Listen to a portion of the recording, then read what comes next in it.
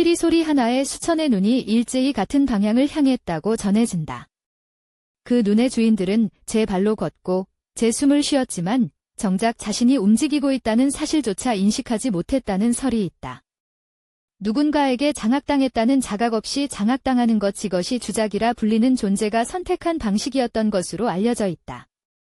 그 피리 소리가 처음 인간계에 울려 퍼진 순간 아무도 그것이 침략의 시작이라는 것을 몰랐다. 이 이야기의 시작점은 인간계가 아니다. 전해지는 기록에 따르면 주작은 마겟 인간의 눈에는 보이지 않는 또 다른 세계에 존재했던 것으로 알려져 있다. 그것도 마계의 변방이 아니었다. 사성수라 불리는 내강자의 정점에 위치했던 존재로 추정된다.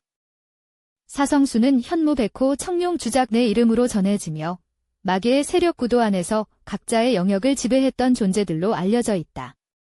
각각이 이미 범접하기 어려운 능력을 보유했던 것으로 추정되는 가운데 주작은 그 위에 있었다는 설이 우세하다. 다시 말해, 그는 이미 마계에서도 안정적이고 확고한 위치를 가지고 있었다는 이야기가 된다. 그렇다면 여기서 첫 번째 의문이 생긴다. 마계에서 충분한 지위와 세력을 가진 존재가 왜 굳이 인간계를 향한 것인가?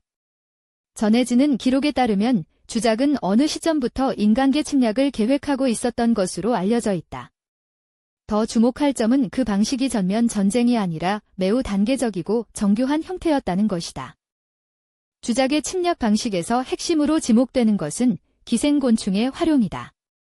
인간의 몸에 기생하는 특수한 곤충이 있었고 그것이 숙주의 의지를 서서히 잠식하는 방식으로 작동했던 것으로 추정된다. 감염된 인간은 외형상으로는 이상이 없어 보이지만 이미 조종하에 놓여 있었다는 설이 있다. 침략이었음에도 아무도 그것이 침략이라는 사실을 알아채지 못했다. 그리고 그 곤충들을 움직이게 하는 수단이 바로 마계의 피리였다. 피리 소리는 단순한 음악이 아니라 감염된 인간들에게 전달되는 일종의 명령 신호였던 것으로 알려져 있다. 이 구조가 성립한다면 주작은 인간계 깊숙이 직접 발을 들이지 않고도 먼 곳에서 수많은 인간을 동시에 통제할 수 있었다는 결론이 나온다. 보이지 않는 지배였다. 계획은 이미 상당 부분 진행된 상태였던 것으로 추정된다. 인간계의 일부에는 기생곤충이 이미 퍼져나간 상황이었다는 기록이 전해지며 그것이 통제불능으로 번지기까지는 그리 많은 시간이 남아있지 않았다는 설이 있다. 주작이 피리를 불었을 때 그 영향권 안에 있는 인간들이 일제히 반응했다는 증언도 남아있다. 이미 계획의 단계를 넘어 실행의 단계에 들어서 있었다. 그러나 그 계획은 저지됐다. 인간계와 마계의 경계에서 활동하는 존재, 이른바 영계탐정이라 불리는 자가 그 앞에 나타난 것으로 전해진다. 그리고 그 시점에서 주작이 꺼내든 것이 자신의 분신을 만들어내는 능력이었다. 단순히 상대를 압도하는 것이 아니라 분신으로 상대의 판단을 흐트러뜨리는 방식이었다.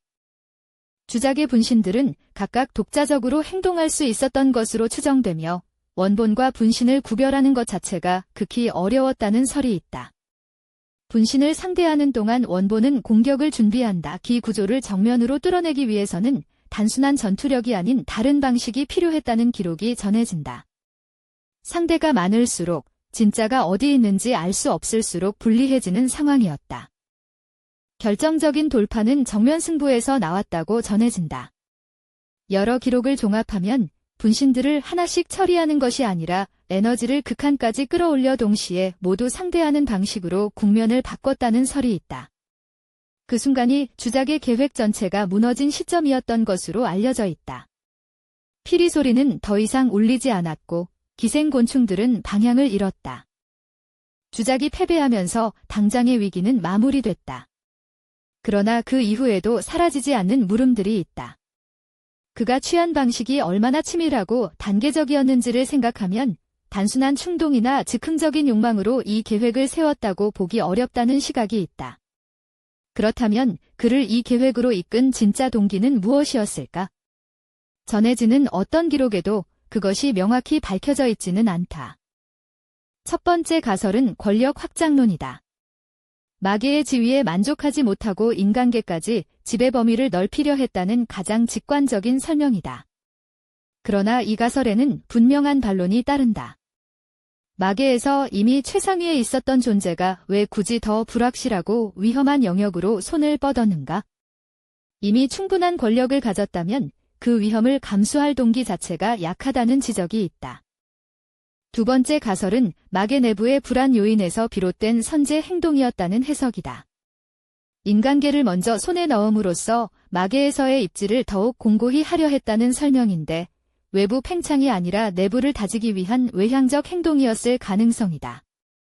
그러나 이 가설을 뒷받침하기 위해서는 당시 마계 내부의 상황이 밝혀져야 하는데 그에 관한 기록은 충분하지 않다는 한계가 있다.